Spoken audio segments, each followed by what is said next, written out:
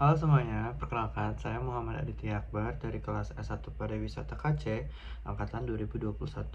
Dan video ini dibuat untuk memenuhi laporan ISR saya mengenai Cross Cultural Communication. Jadi di siang hari yang cerah ini saya akan membahas mengenai Cross Cultural Communication, yang mana nanti akan bersangkut paut dengan International Business or International Trading or perdagangan internasional. Jadi sebelum memulai pada materi, ada baiknya kita mengenal dulu apa itu cross cultural communication atau komunikasi lintas budaya.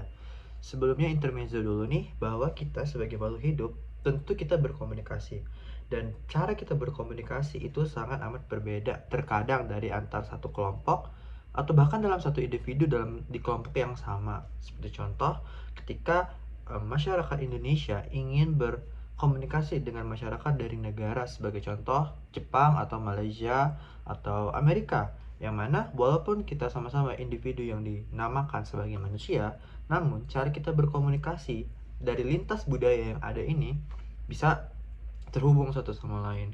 Maka dari itu, untuk dapat memahami tahap perdagangan internasional, cross-cultural communication merupakan poin utama yang juga sangat penting untuk bisa kita mengerti terlebih dahulu. Langsung saja, untuk cross-cultural communication merupakan proses pertukaran informasi antar budaya individu kelompok dari budaya yang berbeda. Hal ini mencakup pemahaman perbedaan bahasa, nilai, norma, kebiasaan, dan pola komunikasi yang dapat mempengaruhi interaksi antar budaya. Nah, elemen-elemen yang tercakup dalam cross-cultural communication ini tuh dalam bahasa sebagai contoh, nilai dan kepercayaan, gaya dalam berkomunikasi, etika, dan norma sosial.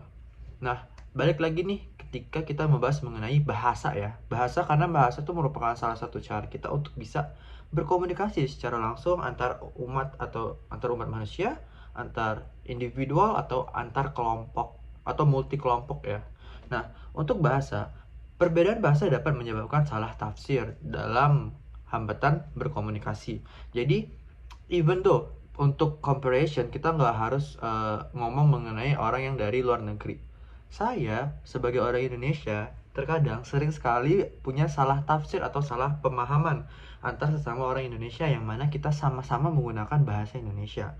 Apalagi ketika kita berkomunikasi mengenai sesuatu dari masyarakat atau individu atau grup berasal dari negara lain atau dengan kebudayaan yang berbeda dari kita sebagai masyarakat Indonesia. Kedua, nilai dan kepercayaan. Setiap budaya memiliki nilai dan keyakinan yang berbeda yang mempengaruhi cara mereka memahami pesan. Jadi, ketika saya mengatakan sesuatu dengan hal yang saya percaya sebagai orang Indonesia dan mungkin ditangkap oleh teman internasional saya, mungkin dari Jepang atau dari Amerika, itu bisa jadi sebuah pesan yang berbeda.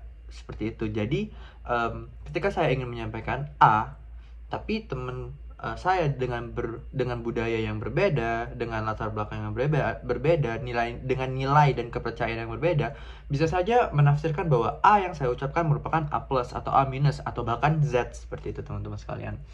Selanjutnya, gaya komunikasi. Nah, gaya komunikasi ini sering sekali kita temuin sebenarnya dia dalam lingkup Indonesia ya. Karena Indonesia kan banyak provinsi dan banyak suku budaya dan agama juga ya sebenarnya ya.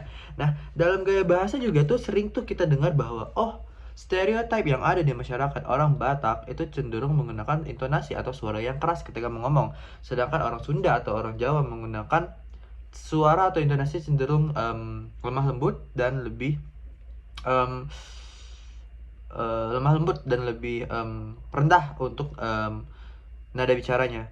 Dan